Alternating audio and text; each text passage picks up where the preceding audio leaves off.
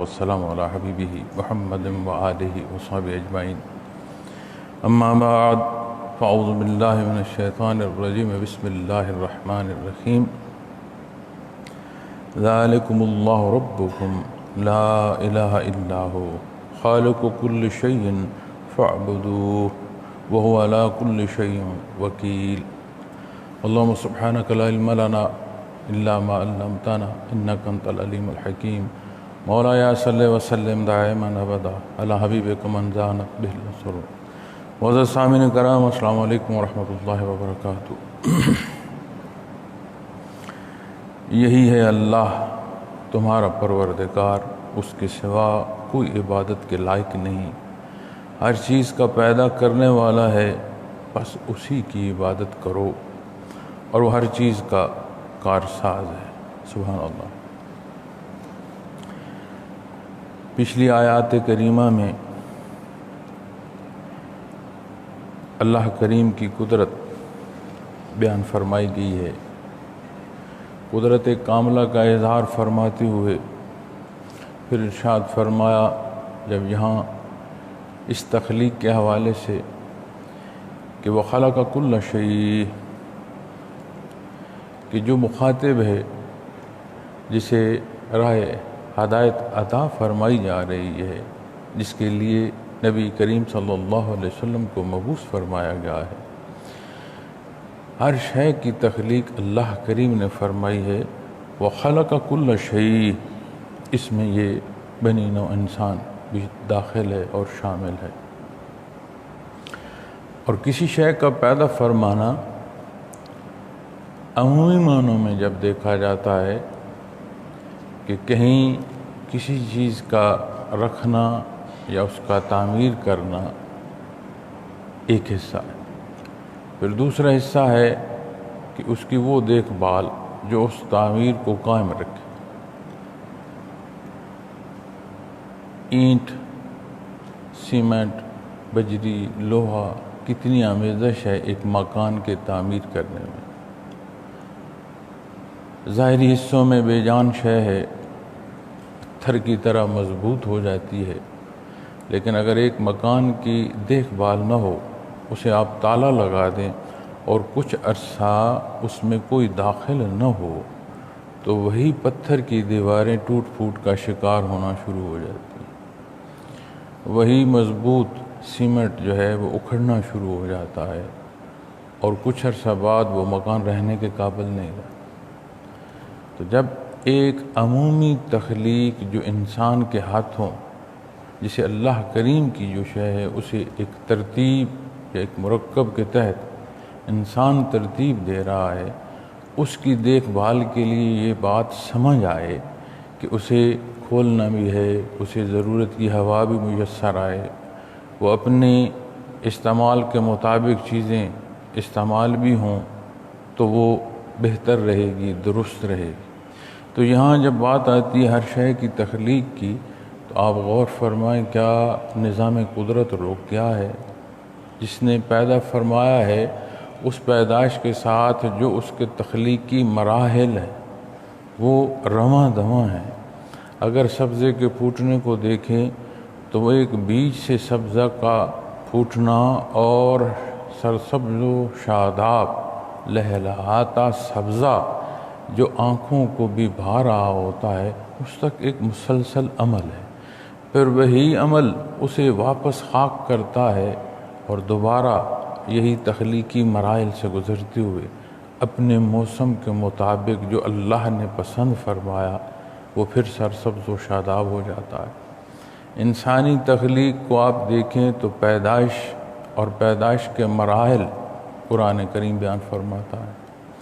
ان مراحل سے گزرتا ہوا انسان جب دار دنیا میں داخل ہوتا ہے تو اس تخلیقی مراحل کو اختتام نہیں ہوتا.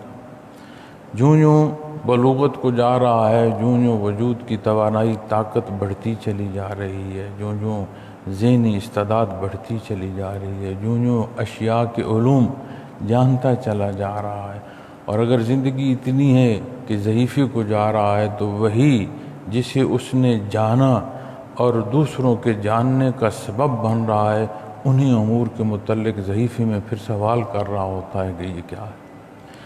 ایک تخلیقی مرحلہ رکتا نہیں ہے، اللہ نے تخلیق فرمایا، پھر مسلسل رحمت باری تعالیٰ جو ہے اسے جہاں جب تک اس نے قائم رکھنا ہے اس وقت تک اس کے قیام کا سبب ہے۔ ایک مکان اگر نہ کھولا جائے تو ٹوٹ پھوٹ کا شکار ہو جاتا ہے۔ حضرت انسان تو یہ جو نظام کائنات رواں دواں ہے خود سے پیدا ہو گیا ہے، اور کیا یہ خود سے چل رہا ہے؟ تو یہ نظام ہستی بہت بڑی شہادت ہے۔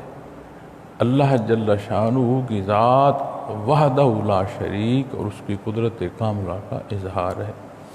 وَهُوَ بِكُلِّ شَيْءٍ عَلِيمٌ، ہر شے کو جانتا ہے۔ اس نے پیدا فرمایا، ایک ایک ضرورت کو جانتا ہے، ایک ایک ضرورت کی تکمیل اور تکمیلی مراحل کو جانتا ہے۔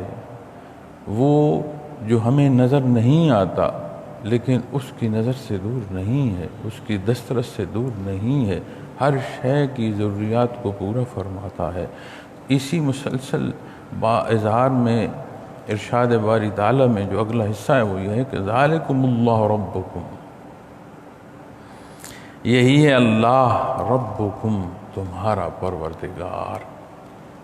یہ یکتائی اور ہے نہیں کہیں، واحد ذات ہے اللہ کریم کی، جو خالق ہے، جس نے زمین و آسمان کو پیدا فرمایا، مخلوقات اس میں پیدا فرمائی، آسمان کو ستاروں سے مزین فرمایا، ایک نظام ہستی سیاروں کا چلا دیا، دنیا اس زمین کو ایسا بسایا کہ تہ با تہ مخلوق ہے۔ اسی ظاہری حصوں میں اگر دیکھیں تو ایک حصہ مخلوق کا ہے جو مری ہے، جسے ہم اس ظاہری آنکھ سے دیکھ سکتے ہیں۔ یہیں بسنے والوں میں دوسری جو مکلف مخلوق ہے جنات، وہ غیر مری ہے، اس آنکھ سے اسے نہیں دیکھا جا سکتا۔ ایک ہی سطح زمین پر ایسی طے ہے کہ ایک حصہ جو ظاہری طور پر جس کا وجود ہے اور ایک حصہ ایسا ہے جو غیر مری ہے لیکن اس کا وجود ہے، اس کی اپنی شان قدرت۔ پھر اس زمین کو جو تہ با تہ زمین ہے، اس میں تہ با تہ مخلوقات رب کائنات نے پیدا فرمائی۔ کتنی ہی بار یہ چیز تجربے میں آئی ہے کہ جب زمین کھودی جاتی ہے اس میں کتنے حشرات الارض ہیں، کتنی قسم کی مخلوق ہے، کس مخلوق کا کتنا وقت ہے، اس کی پیدائش اور اس کے تخلیقی مراحل کیا ہیں، اس کی ضروریات کیا ہیں، اس کی خوراک کہاں سے کیسے پوری ہو رہی ہے، بے حد و حساب ایک نظام ہے۔ اور آپ غور کریں کہ زمین وہی ہے، سطح زمین پر جو مخلوق بس رہی ہے اس کی ضروریات بھی وہی زمین پوری کر رہی ہے، اور اس کی آغوش میں، اس کے سینے میں جو مخلوق اللہ نے بسائی ہے یہ اس کی بھی ضروریات پوری کر رہی ہے۔ اور کہیں اس کا سینہ چاک ہوتا ہے تو ابلتا اور کھولتا لاوا نکلتا ہے، اور یہ نہیں سمجھ آ سکتی کہ اس جلانے والی شے کے اندر کیسے مخلوق اللہ نے پیدا کر دی۔ وہیں سے ضروریات پوری ہو رہی ہیں۔ آپ دیکھیں کہ دیہی علاقہ، اس کی جو زمین ہے، اس کی جو چراگاہیں ہیں، انسان کی ضروریات مال مویشی کے چرانے کے تحت پوری کرتی۔ اسی زمین کے سینے میں معدنیات ہیں، کتنی ہی مخلوق ہے جن کے رزق کا وہ معدنیات سبب بن رہی۔ ان ساری حصوں کو دیکھتے ہوئے کوئی یہ کہے کہ یہ سارا کچھ از خود ہو رہا ہے تو پھر قاصر ہے وہ دیکھنے سے، قاصر ہے وہ سننے سے، اندھا ہے، بہرا ہے، اس کا دل مردہ ہے، وہ بے جان ہے، چلتی پھرتی لاش ہے۔ چونکہ اگر حیات ہو تو یہ کیسے انکار کیا جا سکتا ہے؟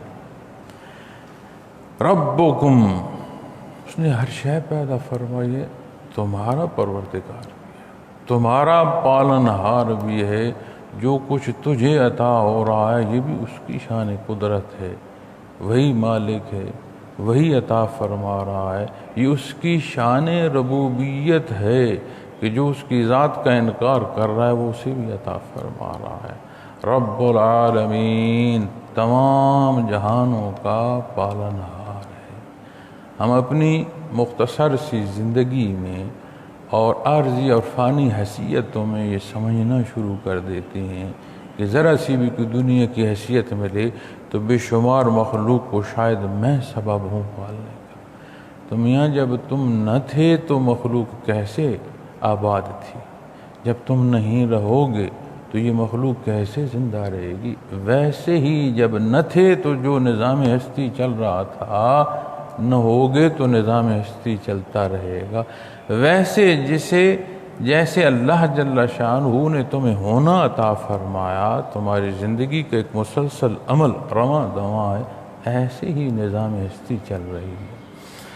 اور ارشادات محمد رسول اللہ صلی اللہ علیہ وسلم، یہ قرآن کریم، یہ فرقان حمید، یہ حق، یہ کلام ذاتی، یہ اس سے جب تک کوئی استفادہ حاصل نہیں کرتا تو شعوری طور پر ایک ذات کے ماننے تک تو پہنچ سکتا ہے، لیکن وہ حقیقتیں، وہ ضرورتیں جو ہماری ہیں، وہ پہلو جو رب کائنات کو پسند ہیں، یہ ممکن ہی نہیں ہے کہ وہاں تک پہنچ سکے۔ نور ایمان ایسی دولت ہے، ایسی عطا ہے، اس مشت غبار کو وہ نظر عطا فرماتی ہے جو ظاہری آنکھوں سے نہیں دیکھا جا رہا، لیکن یہ بشر نور ایمان کی قوت سے دیکھنا شروع کر دیتا ہے۔ یہ اس پہلوؤں کو سمجھتا ہے جہاں اللہ کے حبیب نبی کریم صلی اللہ علیہ وسلم خوشخبری دے رہے ہیں، یہاں تکلیفی مراحل سے گزرتی ہوئے ان سکھوں کو اور ان عطاؤں کو دیکھ رہا ہوتا ہے جو آخرت میں اسے عطا ہوگا۔ ارشادات محمد الرسول اللہ صلی اللہ علیہ وسلم سے ان پہلوؤں کو یہ سمجھ رہا ہوتا ہے کہ جہاں جہاں یہ تجاوز ہے اس کا حساب ہے، اللہ کے حضور پیش ہونا ہے، اور وہاں کی سزا کس معاملے میں کیا اور کیسی ہے، ایک ایک بات ارشاد فرمائی گئی ہے۔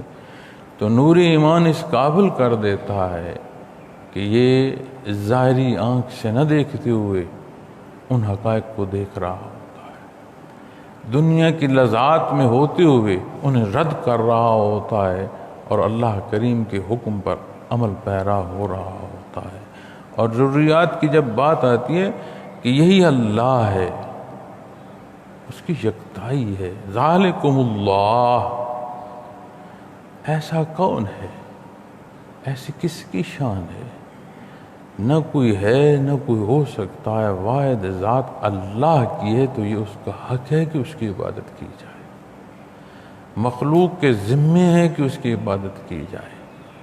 یہ تو اس کی اپنی شان کریمی ہے کہ اس نے یہ حال دیا کہ تو وہ شعور دیا کہ یہ حق اور نہ حق کی پہچان کر لے، وگرنہ جو مخلوق غیر مکلف ہے، ان کی زندگی اور موت کے ساتھ جب بحث آتی ہے تو اس میں علماء کرام، مشائخ اعظام جب بحث کرتے ہیں قرآن و حدیث کی روشنی میں، وہ کہتے ہیں جب کسی مخلوق کی فنا آتی ہے، اس کا وقت ختم ہوتا ہے، اللہ کی یاد اس سے چھوٹتی ہے تو اس کا وجود فنا ہو جاتا ہے، اسے موت آ جاتی ہے، اس کی زندگی کا ربط ٹوٹ جاتا ہے۔ اللہ کریم انہی سانسوں کو، جسے قرآن کریم آخرت اور جنت کے انعاموں میں ایسے اللہ کی یاد بیان فرماتا ہے کہ جیسے تمہاری سانس ہے دنیا میں، ایسے اللہ کی یاد انعام کے طور پر عطا ہوگی جنت میں۔ اگر یہی سانس خالی ہو اللہ کی یاد سے تو اکھڑ جائے تو کون تھا کہ اللہ کی یاد نہ کرتا اور اپنی سانس کو اس کے نام سے مزین نہ کرتا۔ اس نے دنیا کو امتحان بنایا، اس امتحان میں شان ربوبیت کا بیان فرمایا اظہار کے ساتھ۔ تو یہاں جب یہ فرمایا جا رہا ہے نا کہ ذالکم اللہ، یہی تمہارا اللہ ہے، تو تو پچھلے حصے میں آیات کے ترجمے اور تفاسیر سے دیکھیں تو سمجھ آتی ہے کہ جیسے اس کی ذات ہے اور ہے کوئی نہیں، اور خالق ایک ہے، وحدہ لا شریک ہے، باقی جو کچھ ہے وہ مخلوق ہے، جسے اپنے ہونے نہ ہونے کا اختیار نہیں ہے، اس کی عبادت کیسے کی جا سکتی ہے؟ یہ اسی کی شان ہے کہ اسی کے ہر حضور رکوع و سجود ہوں، اسی کی تسبیحات بیان ہوں۔ ربکم تمہاری ضروریات پوری فرماتا ہے۔ اب جب یہ ترجمے میں آپ دیکھیں گے ربکم تمہارا پروردگار تمہاری ضروریات پورا کرنے والا، اب ترجمے تک ہی رہیں تو بھی بہت وسعت ہے، تمہاری ضروریات کو پورا فرمانے والی ذات ربکم پالنہار۔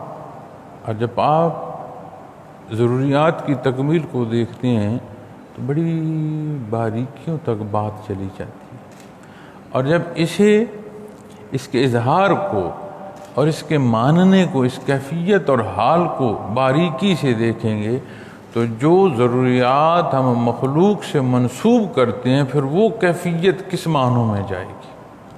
کیا اس ماننے کے معنوں میں جائے گی یا یہاں سے تجاوز کر جائے گی؟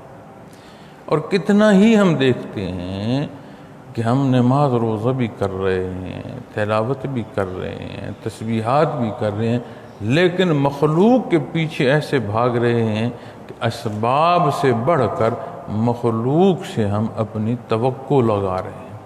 اب جب توقع غیر اللہ سے ہوگی تو اسے کیا کہا جائے گا؟ اسے جب تولا جائے گا، جب یہ کیفیت یا یہ پہلو ترازو پر آئے گا تو معزز سامعین کرام یہ بات کہاں جا کر روگی؟ یہ ماننا ربکم کہ تمہارا پالنہار ہے، تمہارا پروردگار ہے، تمہارا رب، یہ ماننا اور اپنی ضروریات کو مخلوق سے منسوب کرنا کن معنوں میں چلا جائے؟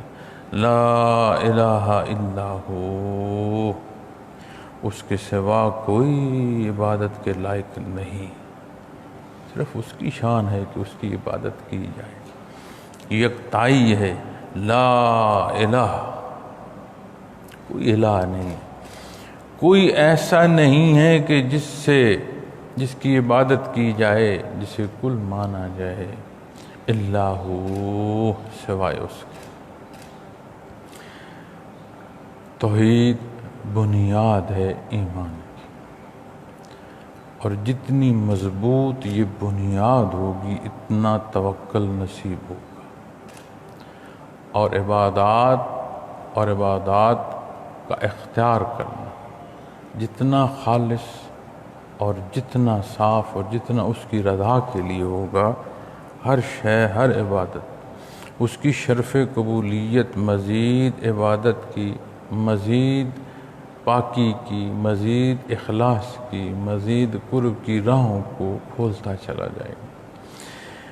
لا الہ الا ہو، جو بات میں عرض کر رہا تھا کہ ہم مخلوق سے اپنی ضروریات کو منسوب کرتے ہیں تو معزز سامعین کرام کتنا واضح بیان فرمایا جائے، کوئی ہے نہیں، پہلے ہر شے کی نفی فرمائی گئی، لا الہ، کوئی الہ نہیں، کہیں سوچا بھی نہیں جا سکتا، توقع رکھنا تو دور کی بات ہے، الا ہو، سوائے اس کے۔ خالق کل شیء فاعبدوہ، ہر چیز کا پیدا کرنے والا ہے، فاعبدوہ، بس اسی کی عبادت کرو۔ اب جب عبادت کی بات آتی ہے تو اس میں حضرت جی رحمۃ اللہ تعالیٰ علیہ بڑی خوبصورت اور بڑی سہل جو ہے وہ بحث فرماتے ہیں کہ عبادت وہ کیفیت اور وہ حال جس کا اختیار کرنا فائدے کا سبب اور نہ اختیار کرنا نقصان کا سبب، اور خالص تعمیل حکم ہے اللہ جل شانہ، چونکہ وہی ذات ہے جو نفع و نقصان کا مالک ہے، اسی کے حکم سے نفع و نقصان ہے۔ اب نماز، روزہ، حج، زکوٰۃ، ساری عبادات کو آپ لیتے آئیں، فرائض سے لے کر آپ نوافل تک چلتے آئیں، تو عبادات کا اختیار کرنا، اور اس کے بعد پھر بات آتی ہے معمولات کی۔ نماز ادا کی، فرائض سب سے پہلے، فرائض میں سب سے بڑی بات نماز، لیکن نماز کی ادائیگی جیسے آپ غور فرمائیں کہ دو نمازوں کے درمیان جو وقت ہے، جیسے آج جمعۃ المبارک کی ادائیگی کا وقت ہوا چاہتا ہے، ہم یہ مبارک ادائیگی ہمیں اللہ نصیب فرمائے، پھر عصر کا وقت آئے۔ زندگی ان دو امور کے درمیان رکی نہیں ہے، ایک مسلسل عمل ہے جو چل رہا ہے۔ اب اس ادائیگی اور اللہ وہ وقت عطا فرمائے، توفیق عطا فرمائے کہ خالص عصر کی نماز جو ہے وہ ادا کرنا نصیب ہو، اس درمیان بہت سارے معمولات ہیں۔ اللہ جل شانہ کو اس حصے تک اللہ ماننا، الہ ماننا، جب بات آتی ہے نا ربکم، تو پھر بڑی باریکیاں آ جاتی ہیں۔ انسان اپنی استعداد جو اللہ کریم نے اسے عطا فرمائی ہے بہتری ورع اور تقوی کے لیے، اسے بروئے کار لا کر ذاتی جو ہے تعمیر اس میں لگ جاتا ہے۔ وہ بنت جو وہ اپنے شعور سے کر رہا ہوتا ہے، وہ سمجھتا ہے میں ہی اسے تعمیر کر رہا ہوں۔ تو یہ دنیا جو اس نے تعمیر فرمائی ہے، اس میں حضرت جی بڑی خوبصورت ایک مثال بیان فرماتے ہیں۔ وہ فرماتے ہیں کہ اگر کسی کو چوٹ لگ جائے، زخم آ جائے، وہ ڈاکٹر کے پاس جاتا ہے، نہ اس ڈاکٹر کے سامنے کوئی خنجر یا چھری ہے، اور نہ اس ڈاکٹر کے سامنے کوئی ڈنڈا ہے یا کوئی پتھر ہے۔ وہ چوٹ کو دیکھتا ہے، وہ اپنی سمجھ اور اپنی دانست پر، اپنے علم پر وہ کہتا ہے کہ یہ جو زخم ہے یہ خنجر کا ہے، یا یہ جو زخم ہے یہ کسی ڈنڈا کسی نے مارا ہے، یا یہ جو زخم ہے یہ کسی پتھر یا گولی کا ہے۔ یہ حصے اس کے سامنے نہیں ہیں۔ وہ زخم شہادت دیتا ہے کہ یہ زخم کیسے لگا۔ تو وہ فرماتے ہیں ایک ڈاکٹر، ایک طبیب، ہم جیسا انسان زخم کی شہادت سے اس کے سبب کو پہچانتا ہے، تو مالک کل کائنات کی اتنی مخلوق کو پہچان دیکھ کر اگر انسان یہ نہ سمجھے کہ وہ وحدہ لا شریک ہے، تو پھر اس کا شعور کیا ہے؟ اس نے کیا سمجھا؟ تو وہ خالق کل شیء، ہر شے کا پیدا کرنے والا ہے، فاعبدوہ، بس اسی کی عبادت کرو۔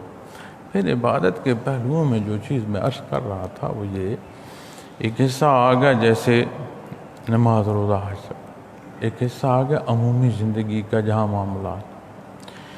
انسان اگر سمجھے، اللہ اسے سمجھ عطا فرمائے، تو اتنا بڑا احسان ہے کہ اس کے سونے سے لے کر جاگنے تک کا جو نظام ہے رب کائنات نے طے فرمایا ہے۔ کتنی بڑی بات کہ میرا اٹھنا بیٹھنا میرے اللہ نے پسند فرمایا ہے، اس کی ترتیب اس نے عطا فرمائی ہے کہ اس طرح چلو پھرو، یہ کھاؤ پیو، یہ انداز تخاطب، یہ کلام، اس طرح پہننا اوڑھنا، اس طرح روٹی روزگار، اس طرح کے تیرے معمولات۔ پھر آخرت کے حصے برزخ سے قیامت اور قیام قیامت کے بعد پھر وہ حصے جو انعامات کے ایک ایک حصہ بیان فرمایا۔ تو یہ کتنی عظمت ہے کہ اپنا تو ہے کچھ نہیں، نہ تھے اس نے ہونا عطا فرمایا۔ زندگی کے تسلسل کے لیے، ضروریات زندگی اور تکمیلی مراحل کے لیے ایک ایک شے اس کی مرہون منت۔ پھر اس نے جو عبادت عطا فرمائی کہ اس کی عبادت کی جائے، یہ مزید اس کے قرب کا سبب ہے، چہ جائے کہ یہ سمجھنا شروع کر دیا جائے کہ میں نے بڑی مزدوری کر لی ہے، یہ میری کمائی ہے، یا میرا احسان ہے، یا میں اس رشتے میں شاید بہت وزن پر پہنچ چکا ہوں۔ چونکہ یہ سوالات ہمارے سامنے آتے ہیں، لوگ بات کرتے ہیں، اتنی عبادات کی ہیں، باقاعدگی ہے نماز کی، نوافل کی، تسبیحات کی، بیماری کیوں ہے؟ روٹی روزگار کے معاملات میں کمی بیشی کیوں ہے؟ میری پسند کے مطابق یہ جہان کیوں نہیں چل رہا؟ حضرت جی رحمۃ اللہ تعالیٰ علیہ ایک دفعہ ارشاد فرما رہے تھے، بیان میں وہ فرما رہے تھے کہ ہم اللہ کی دنیا میں، اللہ کے نظام میں اپنی دنیا قائم کر رہے ہیں جو تخیلاتی ہے، جس کا حقیقت سے کوئی تعلق نہیں۔ ہر کوئی سوچتا ہے کہ میری یہ حیثیت ہو، میرے جیسا کوئی نہ ہو، ایسی اولاد ہو، اس کی یہ قابلیت ہو، معاشرے میں یہ مقام ہو، میں جو چاہوں وہ پورا ہو، تو ایک انبار لگایا جاتا ہے سوچ کے، اور ایک دنیا کی تعمیر کر رہا ہوتا ہے جو تخیلاتی ہوتی۔ وہ فرماتے ہیں تخیلاتی کا حقیقت سے تو تعلق کوئی نہیں، ہم تو دنیا میں اپنا حصہ جہاں اس نے مقرر فرمایا زندگی کا وہ پورا کر رہے ہیں، مالک تو ہم نہیں ہیں۔ تو ہوگا تو وہ میاں جو مالک چاہے گا۔ وہ فرماتے ہیں پھر یہ اعتراضات آتے ہیں، ایسا کیوں نہیں ہے، ویسا کیوں نہیں۔ جب اللہ کی رضا میں راضی ہوں، وہ خالق ہیں، مخلوق ہیں، تو یہ اعتراضات، یہ سوالات ختم ہو جائیں گے، جیسے اس کی رضا، جیسے اللہ راضی۔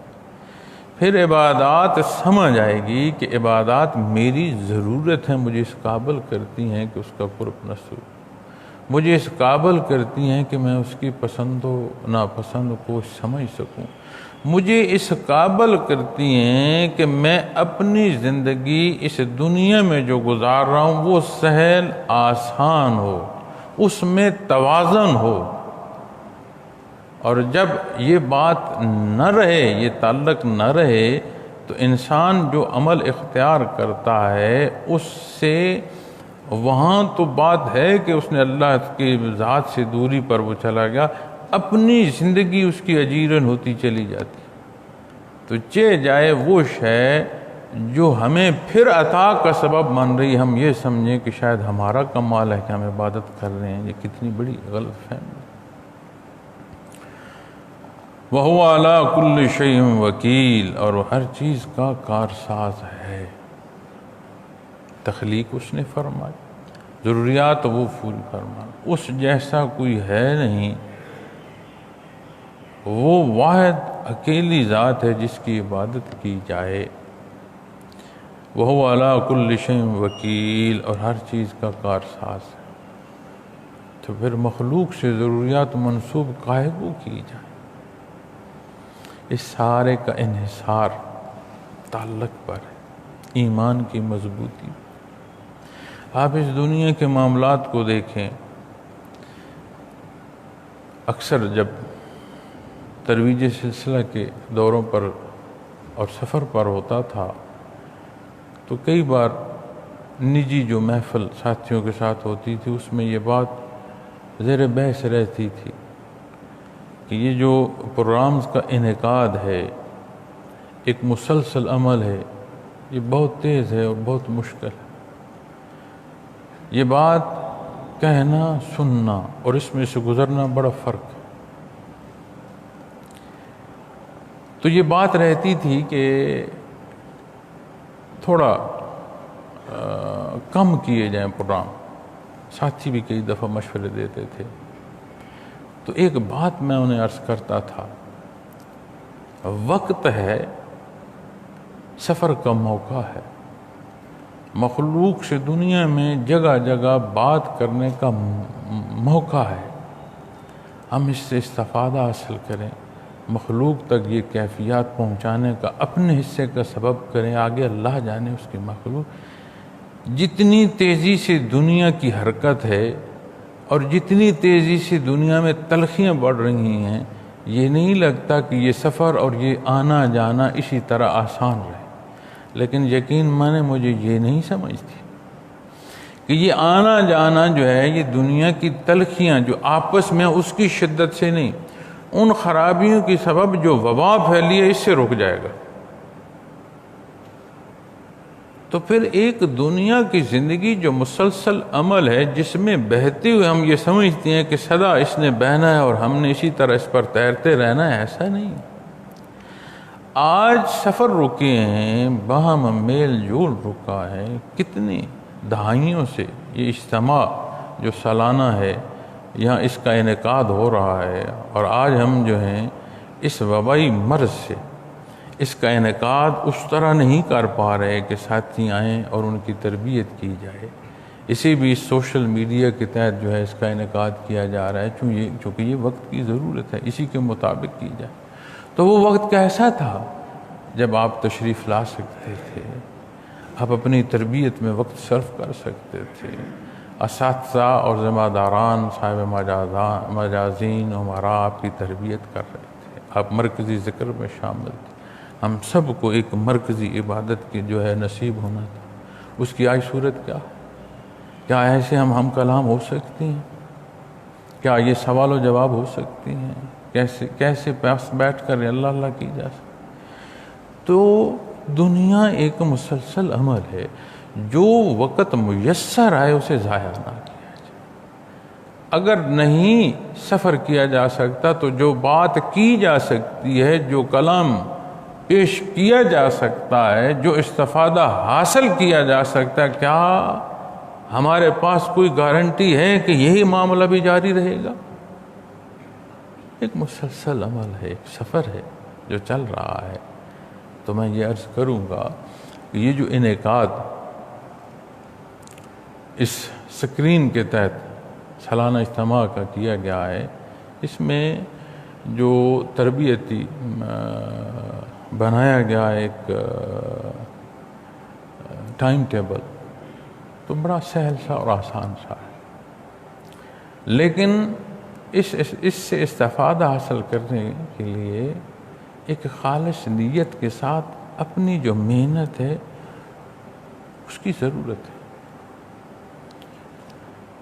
اور ساری بات کو ایک بات پر اگر لا کر میں اپنی بات ختم کروں تو وہ ہے ذکر اللہ، لا الہ الا ہو۔ ان باریکیوں کو سمجھنا ہے تو اللہ کی یاد کو اختیار کرو، عبادات کی لذات پانی ہے تو اللہ کی یاد کو اختیار کرو۔ اس دنیا کی تکالیف سے، اس دنیا کی تنگیوں سے راحت حاصل کرنی ہے تو اللہ کو یاد کرو۔ ان وبائی امراض، ملکی اور حالات کی پیچیدگیوں اور ان نزاکت اور ان تکالیف کو، اس میں اگر راحت چاہیے، سکھ اور سکون چاہیے تو اللہ کو یاد کرو۔ اور عجیب حالات ہیں ہمارے کہ ایک بد نظمی ہے کہ شے ہے میسر نہیں ہو سکتی۔